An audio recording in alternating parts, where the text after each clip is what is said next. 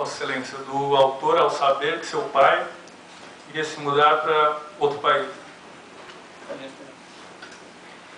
Vossa Excelência, a reação, é claro que ele até pediu para ir junto comigo, tal, queria ficar ao meu lado,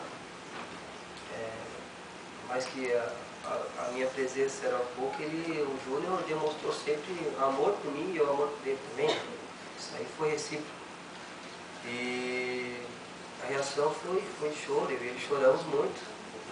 Tanto que a mãe dele não deixou o Júnior ir até o aeroporto para não se despedir. Foi uma tremenda assim, interrupção que a mãe provocou, né? E eu solicitei, informei. Isso também, claro que ele ficou muito triste, porque a mãe não deixou a minha despedida, né, até a África do Sul. Que a